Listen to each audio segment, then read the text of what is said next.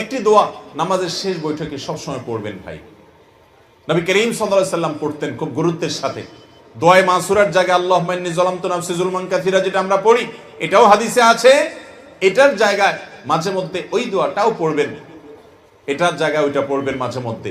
নবী সাল্লাল্লাহু আলাইহি ওয়াসাল্লাম পড়তেন আল্লাহুম্মা ইন্নী আউযু বিকা মিন আযাবিল কবর, আল্লাহুম্মা ইন্নী আউযু বিকা মিন আযাবি জাহান্নাম ওয়া মিন আযাবিল কবর ওয়া আউযু বিকা মিন ফিতনাতিল মাহইয়া ওয়াল মামাত ওয়া আউযু বিকা মিন শাররি ফিতনাতিল মাসীহিদ দাজ্জাল। চারটা জিনিস থেকে নবী সাল্লাল্লাহু আলাইহি ওয়াসাল্লাম পানা চাইতেন। জাহান্নাম থেকে পানা চাইতেন, কবরের আযাব থেকে পানা চাইতেন, জীবন এবং মরণের ফিতনা থেকে। দুনিয়াতে যত রকমের ফিতনা আছে, এই যে মনের ভিতরে বাজে চিন্তা ঢুকাচ্ছে শয়তান, একটা ফিতনা, এই ফিতনা থেকে পানা চাইতেন। অনেকে অনেক কিছুর নামে ঈমান হারা হয়ে যাবে, সেটারও পাবে না, ঈমানের চেতনা হারা হয়ে যাবে অনেকে, এবং দাজ্জালের ফিতনা থেকে পানা চাইবো। অতএব সর্বশেষ আমল হলো আল্লাহর কাছে পানা চাইবো বেশি বেশি করে।